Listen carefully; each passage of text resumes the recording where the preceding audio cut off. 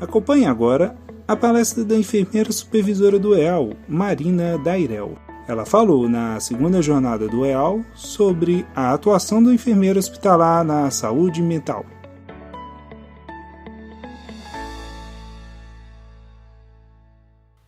Boa tarde a todos. É um prazer enorme estar aqui pelo segundo ano consecutivo, agradecer pelo convite e por fazer parte dessa equipe, pela honra, de fazer parte dessa equipe há 6 anos, uma equipe que é muito unida e que nos proporciona trocas muito importantes ao nosso desenvolvimento, que vai de encontro com tudo aquilo que a gente acredita que vai proporcionar essa melhoria, esse desenvolvimento durante a internação dos nossos pacientes. Eu sou enfermeira aqui no hospital há 6 anos e eu vou trazer um pouquinho aqui hoje a respeito da atuação do enfermeiro no dia a dia. O que o enfermeiro faz durante o seu plantão, no curso da sua assistência, como que ele é inserido nessa equipe multidisciplinar, juntamente com os desafios e tudo aquilo que a gente vem desenvolvendo de estratégias também para poder cumprir com esses desafios impostos, não só pela instituição, mas por toda essa mudança que vem sendo exigida pela luta antimanicomial, pela reforma psiquiátrica, tudo aquilo que a gente acredita que deve ser feito ainda para melhorar em prol desse paciente. Então, resumidamente, pelo tempo, eu vou trazer um pouquinho a respeito da estatística, o que a Organização Mundial da Saúde traz para a gente a respeito dos dados atuais sobre a saúde mental, o novo cenário hospitalar da saúde mental, a rede de atenção psicossocial e a nossa inserção nela, quem é esse profissional enfermeiro que atua na saúde mental, qual que é o perfil exigido e a identidade desse profissional que atua na saúde mental, o processo de trabalho do enfermeiro aqui na instituição, os aspectos que a gente considera fundamentais e que a gente vem elaborando para melhorar a cada dia sobre o cuidado desse profissional enfermeiro na saúde mental e os desafios. Eu costumo dizer que os desafios eles não são somente interinstitucionais, os desafios eles vão muito além. Como nós lidamos com a saúde mental como um todo, a gente vem convivendo com os desafios da contemporaneidade, do mundo pós-moderno. Esse paciente que chega para a gente com essa fragmentação, com essa dificuldade de conexão com o outro e com ele mesmo, e esse, inclusive, é um desafio que eu vou pontuar aqui para esse nosso cuidado, essa nossa atenção. E possíveis estratégias que a gente vem desenvolvendo para contemplar esse paciente como um todo. Então, para começar, a respeito das estatísticas, gente, a Organização Mundial da Saúde, no seu dado mais atual de 2023, traz para a gente que o Brasil é o país com o maior número de pessoas ansiosas, representando 9,3% da população. E 1 em cada 4 pessoas no país sofrerá com algum transtorno mental ao longo da vida. Por que é importante a gente discutir dados, a gente refletir a respeito dessa estatística que vem sendo posta para a gente? É um dado que traz para a gente uma urgente necessidade de estudarmos, independente da área que a gente está inserido, na área da saúde, seja clínica, seja psiquiátrica, de estudarmos sobre as questões da saúde mental. Esse paciente ele não deve ser visto de forma fragmentada. Então, saber do impacto dessa ansiedade, desse transtorno mental, e saber também desse dado prospectivo, que ele já traz para a gente que 1 em cada 4 pessoas sofrerá algum transtorno ao longo da vida, é muito importante para que a gente possa refletir no nosso papel enquanto profissional para poder contemplar como que eu vou atender esse paciente de forma com que eu consiga escutá-lo de forma efetiva e tratá-lo de forma adequada, humanizada. E aí, a partir desses dados, a OMS também traz para a gente que, após toda a reformulação do cuidado imposta pela reforma psiquiátrica, pela lei antimanicomial e tudo aquilo que a gente vem buscando evoluir, melhorar ao longo dos anos, o hospital, essa rede de atenção terciária, ela está tomando um novo formato. Ela tem se reconfigurado ao longo dos anos. O que isso significa? Significa que nós, profissionais, atuamos baseados em evidência. Evidência, gente, são estudos, são desenvolvimento de artigos, de estudos, de publicação, baseados em experimentos, baseados na assistência, baseados em tudo aquilo que a gente discute entre equipe, visando a melhoria dessa assistência. Então, o primeiro aspecto que eu acredito que seja a base, o eixo fundamental para esse cuidado, é que nada aqui, desenvolvido aqui, é fruto de uma ideia aleatória da cabeça de nenhum profissional. A partir dos estudos e desse desenvolvimento e dessas discussões é que são elaborados os nossos projetos individuais a esses pacientes. O segundo ponto, que é muito importante também, é a respeito da abordagem multidisciplinar. Eu costumo dizer que eu, enfermeira, sem os outros profissionais da equipe, eu não sou ninguém. Eu não consigo realizar um trabalho efetivo com esse paciente. Cada membro da equipe tem um papel fundamental que contempla esse paciente de alguma forma, e vai ser a partir dessa abordagem multidisciplinar, nas nossas discussões cotidianas, nas nossas reuniões, nas nossas conversas de corredores, é que a gente consegue englobar esse paciente e verificar, de fato, as necessidades integrais desse paciente. Necessidade integral quer dizer enxergar o paciente muito além do que ele apresenta na queixa. O paciente geralmente chega com uma queixa principal, a sintomatologia que, por algum motivo, levou ele ou a família ou algum ente responsável por trazê-lo aqui. A gente precisa, ao longo, desde a coleta de dados, quando ele chega, dessa anamnese, e ao longo dessa internação, conhecer esse paciente como um todo, para que, de fato, a equipe, cada um com seu papel, consiga cumprir com esse cuidado efetivo. O cuidado terapêutico, que envolve principalmente a escuta, a escuta, ela significa entender a estrutura da subjetividade, daquilo que aquele sujeito nos põe. Então, o cuidado terapêutico é a âncora, é a base, a sustentação desse né, com ênfase na personalização, na subjetividade, colocando em pauta que cada sujeito é único, independente se tem diversos sujeitos com o mesmo diagnóstico, cada sujeito apresenta essa sintomatologia, apresenta necessidades muito diversas. Nós aqui lidamos com a imprevisibilidade, com uma heterogeneidade muito grande, muito intensa, de sujeitos que têm diversas histórias de vida, que estão inseridos em contextos sociais muito diferentes. Então, essa ênfase na personalização vai de encontro com aquilo que a gente acredita que cada sujeito necessita de um cuidado subjetivo, personalizado, que vai de encontro com a clínica centrada na pessoa. A clínica centrada na pessoa, ela pressupõe a importância do diagnóstico, da prescrição medicamentosa, da condução baseada no que os protocolos trazem, pontuam para a gente, porém, centrar na pessoa significa ir além da inflexibilidade que esses protocolos muitas vezes nos trazem. Então, é muito importante seguir uma linha, é muito importante seguir uma teoria, um protocolo, mas centrar na pessoa significa estar aberto para ir além do que essa inflexibilidade, muitas vezes, desses protocolos nos trazem. E o preparo para manejo de urgências e emergências psiquiátricas. Como somos uma rede, um nível de atenção terciário do cuidado, geralmente recebemos pessoas com quadros agudos, com agravos psíquicos agudos. Então, enquanto porta de entrada, nós recebemos um preparo e discutimos constantemente a respeito do melhor manejo desse paciente para manejar essa urgência e emergência, visando também esse sujeito como um todo e a humanização desse cuidado. E a reforma psiquiátrica, gente, eu acho muito importante esse slide aqui, que eu tirei de um artigo, que ela não tem o objetivo de romantizar o sofrimento psíquico. É muito diferente romantizar e, de fato, tratar aquilo que o sujeito nos apresenta naquele momento. Vou dar um exemplo clínico. Quando o sujeito está com um agravo clínico, algum palestrante até deu um exemplo de um infarto, de algo emergente, ele é encaminhado a uma especialidade clínica para tratar esse agravo clínico. Da mesma forma, precisamos considerar o sofrimento, a dor, o agravo psíquico.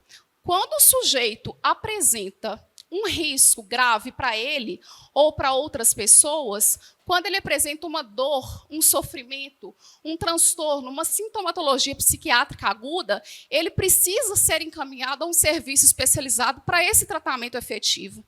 Então, isso aqui diz para a gente que a reforma psiquiátrica ela não tem o objetivo de extinguir com o hospital psiquiátrico. A OMS, inclusive, preconiza todos os níveis de atenção à saúde e ela sabe que somente o nível primário e terciário não dariam conta de sustentar a estrutura que esses sujeitos, principalmente pós-contemporâneos, vêm apresentando para a gente. Tá? Então, a importância do nível terciário para acolher esse sujeito que transita, né, e que está em sofrimento também. E aqui eu trouxe um pouquinho sobre a rede de atenção psicossocial. Nós não fazemos parte da rede do SUS, mas estamos inseridos no nível terciário de cuidado, com atendimento de casos de filantropia, né, planos de saúde e convênios. O nível primário, um exemplo que a gente pode ter muito claro hoje, são os centros de saúde, né, que visam a prevenção, a promoção da saúde e detecção precoce de problemas relacionados à saúde mental. O secundário, que a gente pode dar exemplo até aqui do hospital ambulatório, né, as consultas especializadas. E o terciário, especializado para tratar indivíduos com condições graves e persistentes de saúde mental. Então, a importância do hospital nesse nível e também, gente, ter um conhecimento para saber referenciar e contra-referenciar os nossos pacientes. Isso foi até pontuado numa palestra, né, o paciente que sai, que é referenciado para o ambulatório, que faz essa continuidade aí do acompanhamento, ou até mesmo no CETAS, né? Então, a importância de conhecer a função e a importância desses dispositivos, dos níveis de atenção, para contemplar esse paciente como um todo e pensando também na continuidade desse cuidado. E aí, quem que é esse enfermeiro? Quem que é esse profissional enfermeiro que atua na saúde mental? Existe uma resolução do Conselho Federal de Enfermagem, que é a Resolução 678 de 2021, muito recente, inclusive, que aprova a atuação da equipe de enfermagem em saúde mental e enfermagem psiquiátrica e diz para a gente que compete ao enfermeiro prestar cuidados de maior complexidade técnica, que exigem conhecimentos científicos adequados e capacidade de tomar decisões imediatas. Então, é muito importante para os graduandos interessados e profissionais também da área saberem que nós estamos respaldados, regulamentados pelo Conselho Federal de Enfermagem e cabe a nós, né, zelar por isso, buscando a capacitação teórico-prática, a atualização contínua, para que, de fato, a gente consiga fazer a diferença na equipe que a gente está inserido.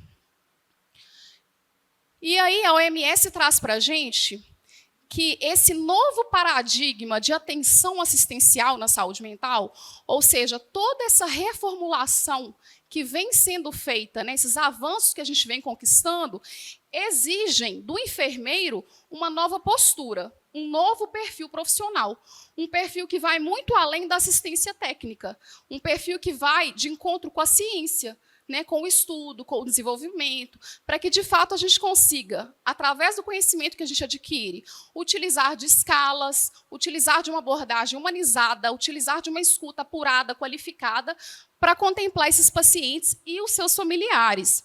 E ela coloca ainda que o enfermeiro ele é considerado um agente fortalecedor da reforma psiquiátrica. Nós, enquanto profissionais que permanecemos às 24 horas, somos os únicos membros da equipe, enfermeiros e técnicos, que permanecemos 24 horas ao lado dos pacientes. Nós, então, com essa missão e com esse dever de fortalecer aquilo que a reforma preza, busca da gente, né, que é entender o que, de fato, a gente está fazendo, por que a gente está aqui, né, o nosso papel e a importância dessa função da enfermagem no cuidado desses pacientes. E aqui eu trouxe um pouquinho, passo a passo, do processo de trabalho, o que o enfermeiro faz aqui, né, o que o enfermeiro precisa ter conhecimento para atuar dentro de uma instituição psiquiátrica. O primeiro aspecto, que eu acredito que seja o que ancora todos os outros, é o acolhimento, é saber acolher, saber, de fato, ser uma pessoa que está ali para escutar, com humanização, com sensibilidade e prestar essa educação em saúde com os pacientes. Na enfermagem, nós temos uma teórica muito importante que fala que o enfermeiro, enquanto educador em saúde, ele não é o agente que impõe, que posta nada para o sujeito. Educação em saúde pressupõe troca.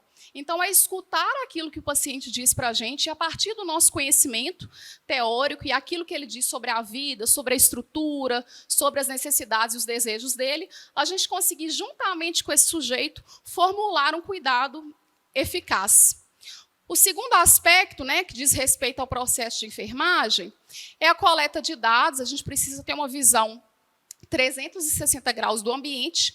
Né? Na saúde mental é muito importante estarmos atentos não somente a coletar dados e saber sobre esse indivíduo e a sua família, mas também sobre o ambiente, né? Um ambiente que deve ser estruturado, adaptado para receber essas pessoas, sempre fazendo um diagnóstico também de riscos, né? Tudo aquilo que a gente precisa adaptar e enxergar no meio, no dia a dia, para diminuir esses riscos. Coleta de dados, diagnósticos de enfermagem, planejamento, saber estruturar, planejar esses cuidados para que a gente consiga, com efetividade, com os outros membros da equipe, pregar, né, efetivar esse cuidado e avaliar. Essa avaliação, que é a última etapa, ela pressupõe a gente ser flexível, né, saber que, ao longo da internação, ao longo do processo, nós precisaremos, com certeza, adaptar, fazer modificações, adaptações, a gestão de riscos mesmo. O paciente pode chegar com risco, ao longo da internação esse risco ser minimizado, ou então desenvolver algum outro risco, dependendo do quadro, da evolução dele. Então, ser flexível também para avaliar o nosso processo de cuidado e saber elaborar estratégias junto com a equipe, né, ao longo do curso da assistência, para sempre ser flexível, para modificar e contemplar esse sujeito de acordo com o que ele nos apresenta naquele momento. A supervisão, a gestão da assistência de enfermagem. Enquanto enfermeiros, nós somos responsáveis por supervisionar as unidades de internação, que os técnicos de enfermagem ficam mais à frente do cuidado. Então, nós temos hoje no hospital 8 unidades de internação, cada uma com um perfil diferente de pacientes, uma quantidade de técnicos de enfermagem que ficam diretamente na assistência e os enfermeiros supervisores que ficam responsáveis pelo cuidado desses pacientes e supervisão direta dessa equipe técnica de enfermagem. Além disso, a realização de procedimentos privativos, que são aqueles procedimentos técnicos que somente o enfermeiro pode fazer, conforme o COFEM. Né? Um exemplo, uma sonda vesical de demora, né? Um exemplo de um procedimento privativo, procedimentos técnicos também de apoio a essa equipe técnica, gestão de riscos e situações de crise psíquica. Isso aqui é um fator muito importante ao nosso cuidado diário, ter em mente essa flexibilidade dessa gestão de riscos. Né? Como eu falei, um paciente chega, ele passa pela triagem, ele é classificado de acordo com o risco que ele apresenta para ele ou para terceiros, e isso pode ir se modificando ao longo da internação. Então, essa gestão de riscos, o enfermeiro, ele é um profissional que está à frente aí, discutindo com a equipe sempre a respeito desse gerenciamento desse risco desse paciente, visando a proteção e a segurança desse paciente. A confecção de escalas e gerenciamento de atividades administrativas. Algumas atividades administrativas no dia a dia, nos plantões, também é função do enfermeiro. Alguns treinamentos direcionados à equipe técnica, alguns treinamentos são específicos do setor de educação continuada, mas outros, o enfermeiro assistencial. Ao longo da assistência, somos eternos educadores, né, gente, e orientadores em relação ao processo. E o trabalho em equipe. Né? Eu costumo dizer que o trabalho em equipe é o que faz a diferença, né, no cuidado a esses pacientes. É a discussão no dia a dia, com o psicólogo, com o assistente social, com o educador físico, com o médico, com o técnico de enfermagem. Essa discussão, e cada um com seu conhecimento, com aquilo que viu, com aquilo que avaliou, com aquilo que elaborou, é que vai conseguir nos fortalecer diante desse processo. Acolher também e fazer essa educação em saúde com os familiares. Nós recebemos aqui, não só nos períodos de visita, mas também ao longo do plantão, ligações, presenças de familiares, né? A gente acolhe, a gente faz essa educação em saúde, a gente orienta.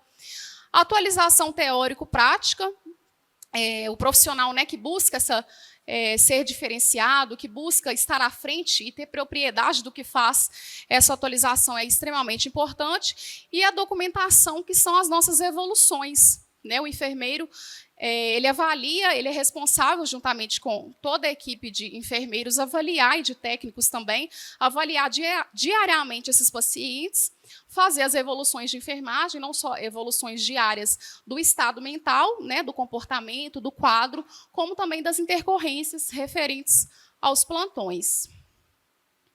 E aqui, resumidamente, essa linha, né, todo esse processo aqui de cuidado que eu trouxe para vocês, o primeiro aspecto, né, o enfermeiro chega no hospital, a primeira coisa que ele faz, ele participa da passagem de plantão.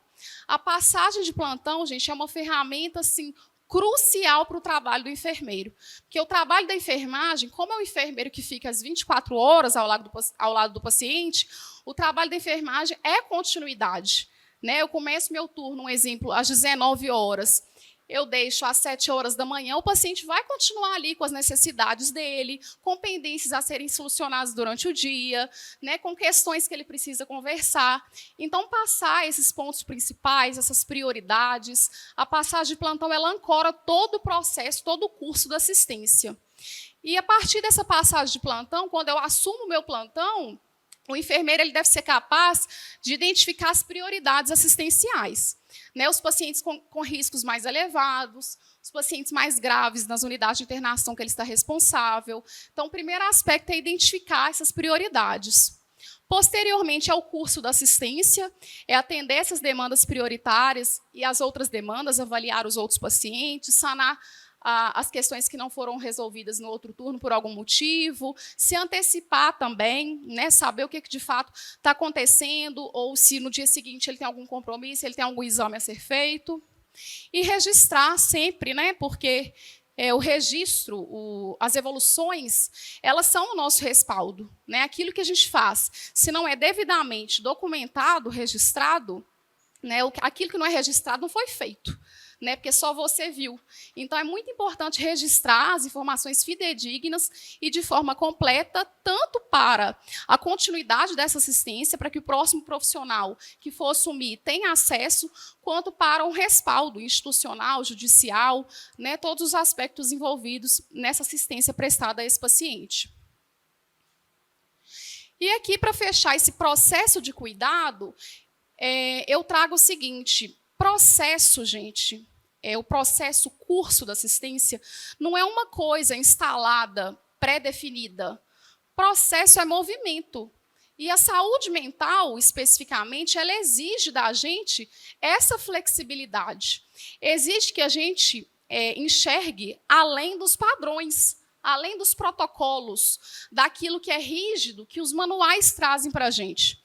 Então, executar esse processo de enfermagem, esse processo do cuidado na saúde mental, exige de nós, enfermeiros, que a gente sempre pense além, que a gente sempre tenha flexibilidade com as imprevisibilidades, com as necessidades e com aquilo que o paciente apresenta para a gente.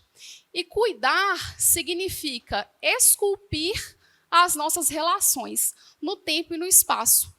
Então, ser sempre capaz também de parar, de cuidar da gente, de perceber as nossas necessidades, para que a gente consiga sempre modelar de forma humanizada, de forma sensível e contemplando esse outro de forma efetiva. Então, é mudar o paradigma que a pessoa vive esse problema, é sempre enxergar as diversas maneiras que esse sujeito apresenta esse problema para a gente. Tá? O modo de relação consigo, com os outros e com o mundo. Então, é saber também quem somos nós, né, diante da nossa vida, apurar e tratar muito bem as nossas questões, para que a gente consiga desenvolver e ter uma escuta qualificada e tratar de forma adequada também essas questões do outro. Acolhimento e vínculo são dois conceitos que eu acho fundamentais para esse processo do cuidado do enfermeiro. Acolher significa proteger, amparar aquilo que o sujeito nos apresenta, construindo com o sujeito alternativas de tratamento. Antigamente, né, antes de toda essa evolução, essa revolução que a gente passou com essa mudança de paradigma na saúde mental, o cuidado era posto. Né, se é que a gente pode chamar de cuidado, né, o tratamento era posto. Hoje é preconizado que o sujeito seja acolhido e participe desse processo. Né? Então, é inserir o sujeito e construir com ele alternativas de tratamento.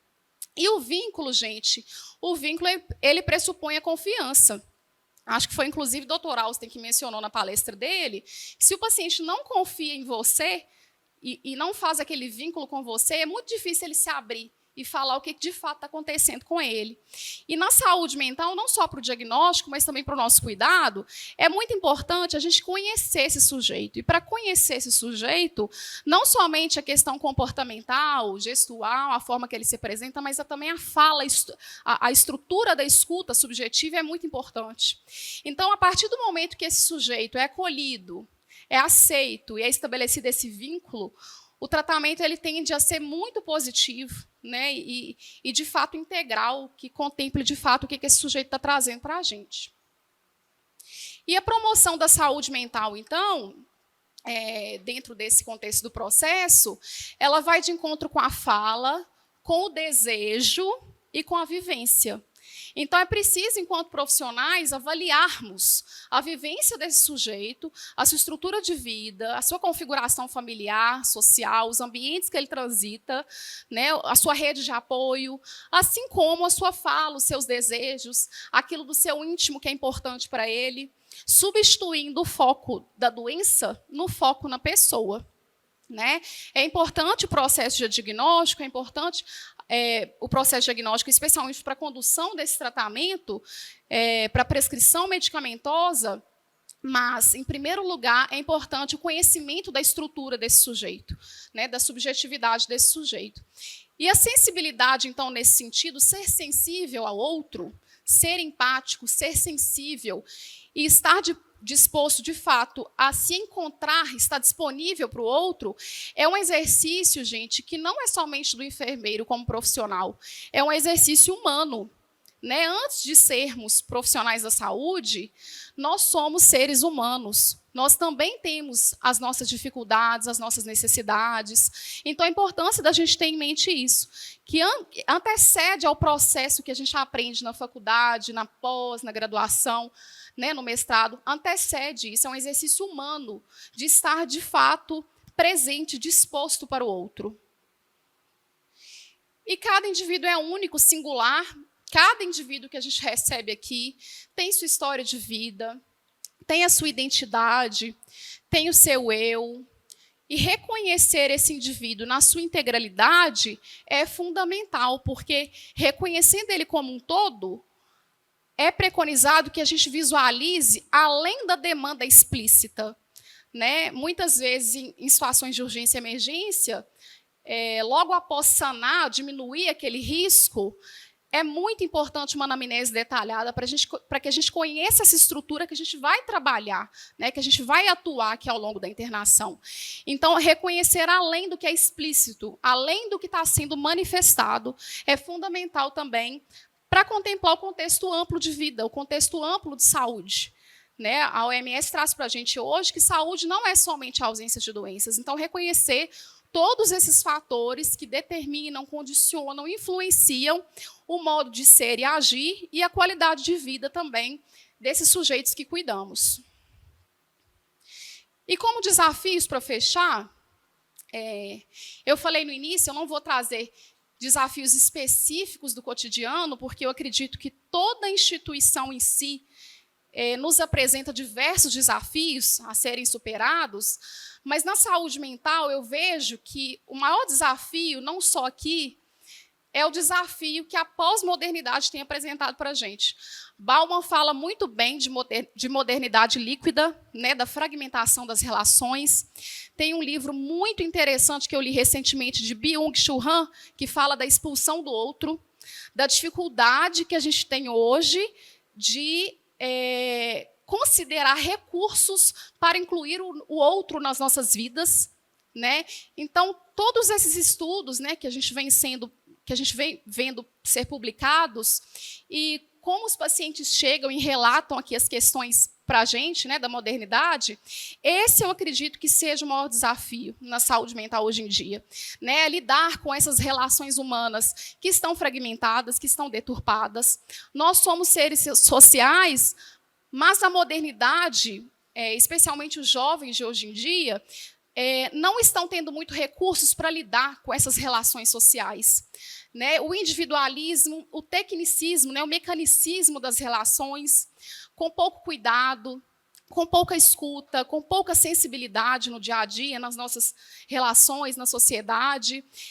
O indivíduo que está muito voltado para fora e muito pouco voltado para dentro, né, muito ligado a comparações, a redes sociais, e essa dificuldade de se conhecer, de conhecer essa estrutura, de conhecer a importância do outro na sua vida.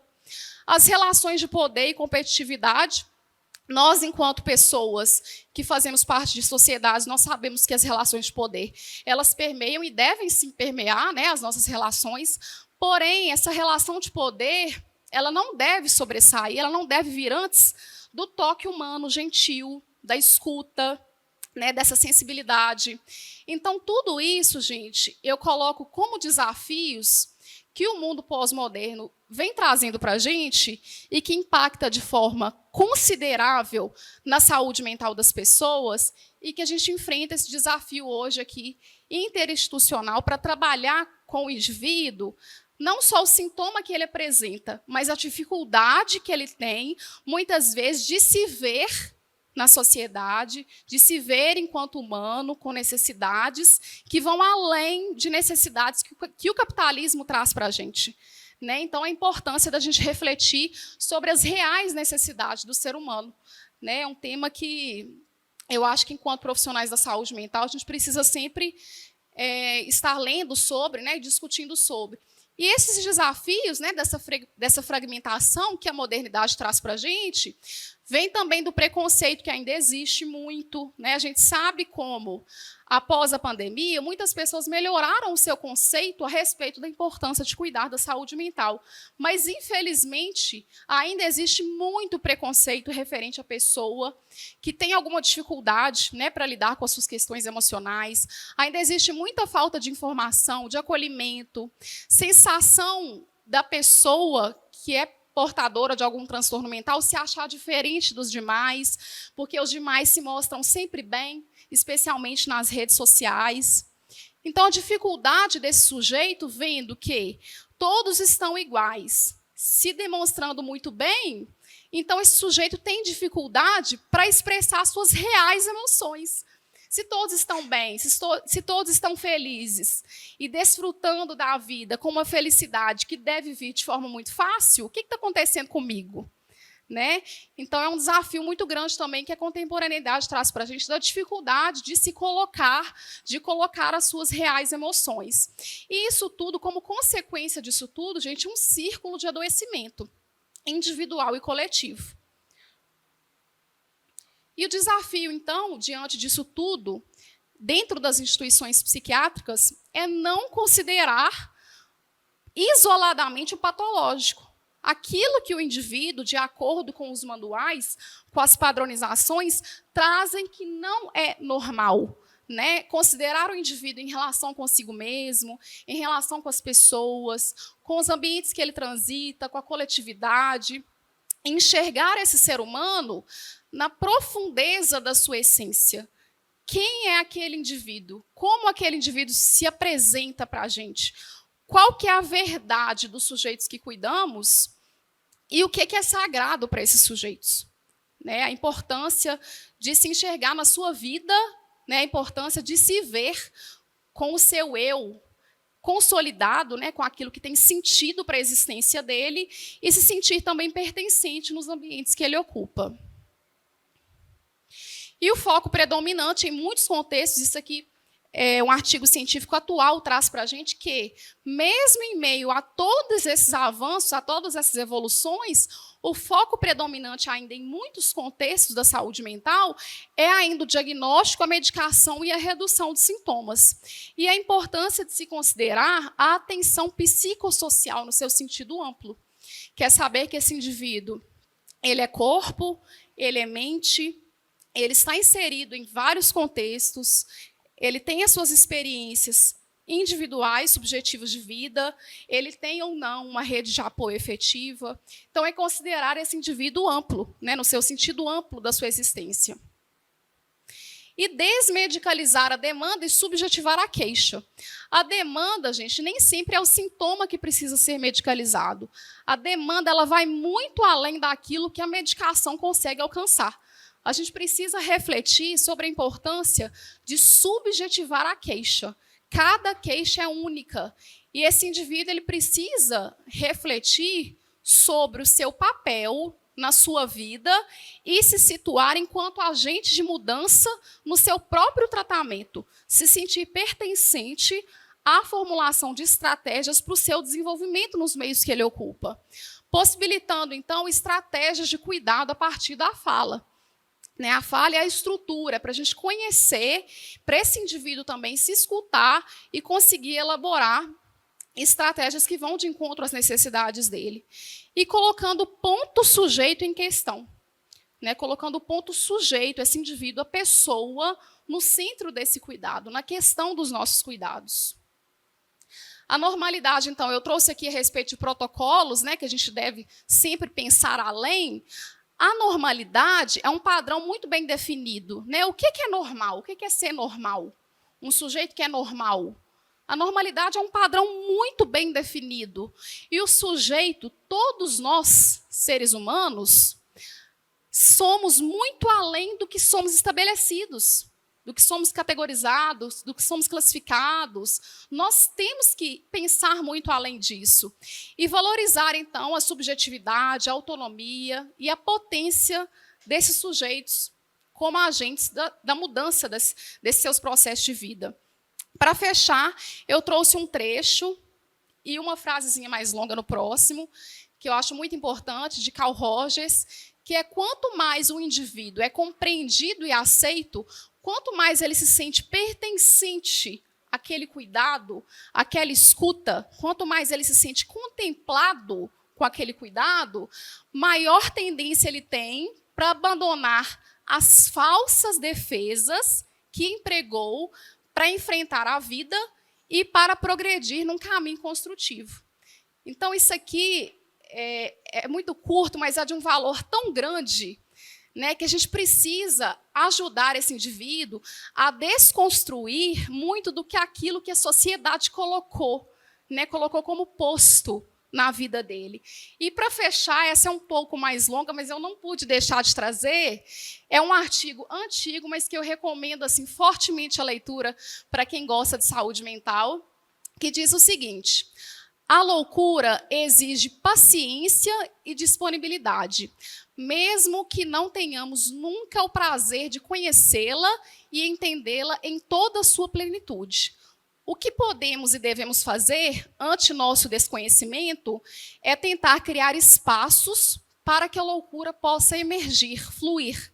Talvez aprender a conviver com o que não nos é de todo claro, saber lidar com o imprevisível, com o que não damos conta de enxergar em nós mesmos, com as nossas próprias limitações. Buscar novas formas de cuidar. Um cuidar que não seja regido pelo que está posto, pela norma. Um cuidado centrado na capacidade de vislumbrar a diferença, construído a quatro mãos, por quem cuida e por quem é cuidado, pela família, pelo profissional, pela comunidade. Um cuidado que desperte habilidades e autonomia. Então, eu acredito que, enquanto enfermeira dessa instituição há 6 anos, eu acho que isso aqui resume muito do que a gente vem buscando, sabe? Avançar, discutir, alcançar, esse cuidado que, de fato, contemple a real necessidade desse sujeito. Muito obrigada a todos vocês, viu, pela paciência. Obrigada. Você ouviu a palestra da enfermeira supervisora do EAL, Marina Dairel, que falou na segunda jornada do EAL sobre a atuação do enfermeiro hospitalar na saúde mental.